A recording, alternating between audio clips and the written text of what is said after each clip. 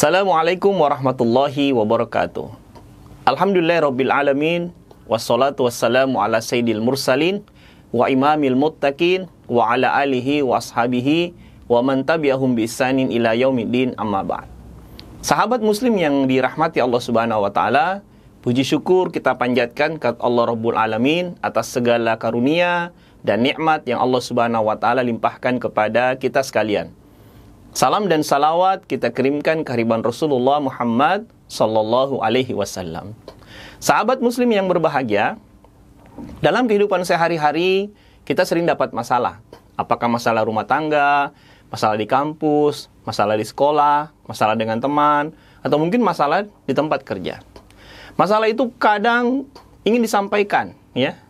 Ingin dibagi dengan seseorang yang kita percaya, ingin dibagi dengan seseorang yang bisa memberikan solusi.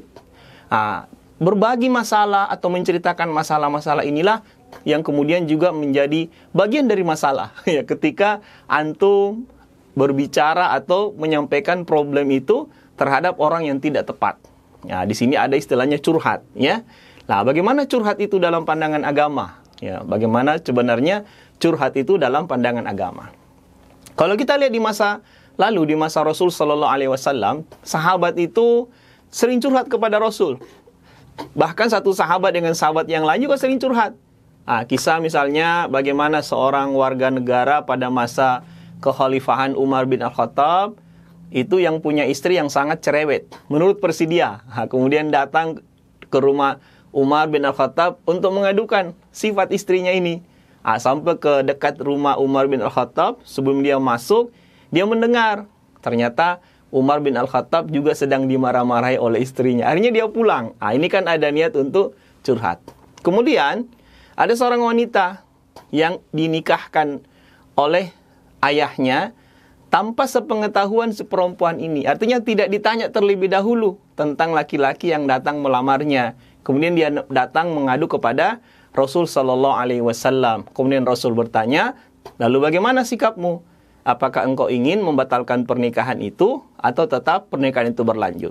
Dia mengatakan, ya tetap pernikahan itu berlanjut ya Rasulullah. Saya hanya ingin supaya bapak-bapak itu, ayah-ayah itu, atau orang tua itu sebelum menerima lamaran untuk anak gadisnya, ditanya dulu kepada sang anak gadis.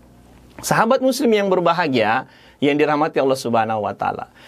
Satu persoalan lain yang biasa juga seseorang itu ingin curhat, biasa dalam masalah cinta, ya, dalam masalah perasaan. Ya, ada yang suka pada lawan jenisnya, seorang akhwat suka kepada seorang ikhwan, atau ikhwan suka kepada akhwat, kemudian tidak kesampaian, atau yang dia suka itu ternyata tidak memberikan respon yang positif, atau dicuek lah, ya, sudah ngasih sinyal, sudah ngasih tanda, tapi si laki-lakinya tidak paham atau tidak peka. Biasa kan perempuan begitu. Kalau suka sama laki-laki, suka sama ikhwan, dia ngasih kode, dia ngasih tanda. Tapi biasanya si ikhwan ini pemancarnya tidak tinggi. Ya, hanya tidak kuat menangkap signal. Biasanya si akhwat ini kemudian jadi marah, jadi jengkel, ya, jadi sebel sama si ikhwan. Akhirnya dia biasa curhat. Nah, bagaimana curhat-curhat seperti ini? Tidak masalah curhat. Tapi kalau seorang perempuan, ya sebaiknya dalam urusan cinta, curhatnya kepada sesama perempuan. Boleh curhat kepada laki-laki, tapi kepada mahramnya atau kepada keluarga terdekatnya. Jangan seorang akhwat ya curhat masalah cinta kepada seorang ikhwan yang masih jomblo, ya. Itu bisa jadi hubungan yang terlarang, ya, hubungan yang tidak islami. Atau seorang akhwat curhat kepada seorang ikhwan yang sudah punya istri.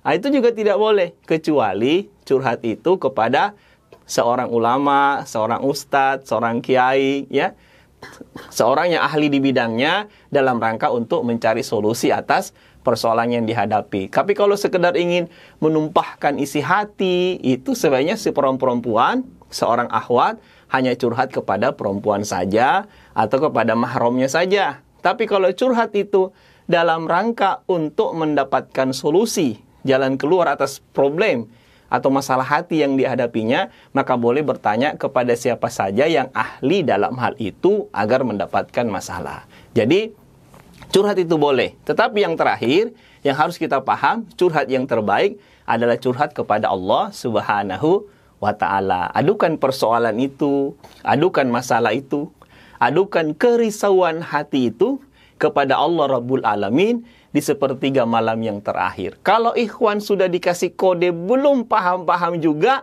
sebut namanya dalam doa ketika sujud terakhir di sepertiga malam. Ya Allah, berikanlah kepekaan kepada ikhwan itu supaya dia paham bahwa aku mencintainya, dan berikan dia cintanya kepadaku agar aku bisa bersamanya dalam mahligai pernikahan. Saya kira demikian terkait dengan curhat. Mudah-mudahan ikhwan dan akhwat sekalian yang tidak punya masalah dalam urusan cinta dan dalam urusan hati, sehingga curhat itu tidak perlu disampaikan kepada siapapun, dan kalaupun ada, sampaikanlah kepada yang ahlinya, dan yang paling utama, curhatlah kepada Allah Subhanahu wa ta'ala. Wassalamualaikum warahmatullahi wabarakatuh.